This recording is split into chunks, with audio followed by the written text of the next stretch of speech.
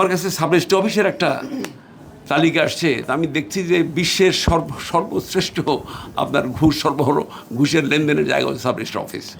এইখানে আমি একটা উদাহরণ আমি আপনাকে স্পেসিফিক একটা জিনিস আপনাদের জানাই, আমি দেবো এটা ইউনিয়ন সাহেবকে দেবো, কমিটিকে দিয়ে দেবো। এটা দেখেন, সাব কবলা দলিল আপনার সরকারিভাবে প্রতি লাখে খরচ হয় 7,500 টাকা। এগুলো স্থানীয় সরকার ফি 3,000 রিসিটেবল, 1,000 রিসিটেবল, মোট খরচ 7,500। এর মধ্যে 700 টাকা হলো আপনার এক্সট্রা। এগুলো আপনারা বলে, ভালো ভাষায় বলে স্পিড মানি বলে, আর খারাপ ভাষায় ঘুষ বলে, আরও খারাপ ভাষায় চুরি বলে। এটা বুঝতে হবে। অতিরিক্ত আদায় হচ্ছে 700 টাকা। হেবার ঘোষণা দলিলের সরকারি খরচ 1,360 টাকা রিসিটেবল, গভর্নমেন্ট রিসিটেবল। এখানে স্ট্যাম্প ফি অতিরিক্ত আদায় হয় 1,500 টাকা একটা দলিলে, 1 লাখ টাকা দলিলে। সোজা কথা, জেলা রেজিস্টার ফি বাবদ 800 টাকা দিয়ে হয়, অর্থাৎ জেলা রেজিস্ট্রার সাহেবকেও আমাদের এখান থেকে তাকে চাঁদা দিতে হয়। এটা তো চাঁদা শুধু রাস্তাঘাটে চাঁদা বলি, এর চেয়ে বড় চাঁদা কী হতে পারে? জেলা রেজিস্ট্রার সাহেব বসে থাকে, ওনাকেও দিতে হবে। আবার জেলা রেজিস্ট্রার সাহেব দেখতে হবে যে মিনিস্ট্রি বলতে যায় কিনা, সে দেখতে হবে আমাদের যে কোথায় যায়, কোন পর্যন্ত ঠেকে না। আমরা দেখতে চাই, we like to reach up to that place, আমরা দেখতে চাই এটা। এই যে স্ট্যাম্প ফি এখানে বলা আছে 1,360 টাকা, অতিরিক্ত নেয় 1,360 টাকা, অতিরিক্ত 1,500 টাকা।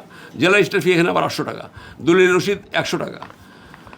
আচ্ছা, তার সার্টিফাইড কপির নকল তুলতে লাগে 850 টাকা। এখানে এই জায়গায় আমরা দেখি যে এখানে 80 টাকা এক্সট্রা ফি, অতিরিক্ত ফি 100 টাকা। এরকমভাবে আমরা দেখছি এখানে জমির শ্রেণী আবাসিক হইলে রেজিস্ট্রার সাহেবের আলোচনা সাপেক্ষে সরকারি রাজস্ব ফাঁকি দিয়ে আপনি রেজিস্ট্রি করে দেন। এই জায়গায় আবার ডিল চলে, সমঝোতার মাধ্যমে হয়। আর কিন্তু সাফার করে হচ্ছে আমার শেরপুরের মানুষ, সাধারণ মানুষ এবং সাধারণ কৃষক শ্রমিক, আমরা সবাই।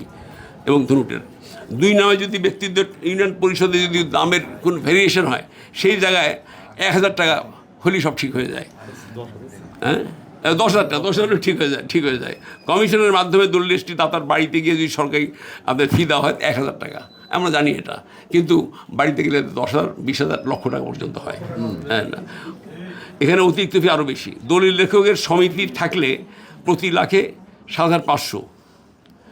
দলিল লেখে এখন সমিতি নাই, তাই না? সমিতি আছে কি? সমিতি নাই।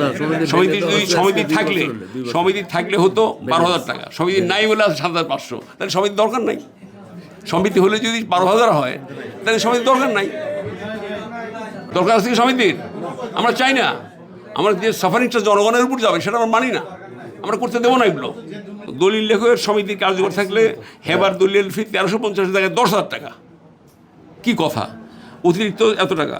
দলিল লেখন সমিতি কার্যকর থাকে সার্টিফিকেট কপি 850 টাকা, 3,000 টাকা। খুব ভয়াবহ চিত্র। কাজেই এটা আমরা মনে করি যে এটা আমি এই মিটিংয়ে প্লেস করলাম জনগণের পক্ষ থেকে, আমি নির্বাচিত এমপি হিসাবে। এটা দেখবার জন্য সরকারি কর্মকর্তারা আছেন, আপনারা টিম দিয়ে আপনারা পরীক্ষা দেখেন এবং এই দেখে পরবর্তী মিটিংয়ে আপনারা রিপোর্ট দেবেন।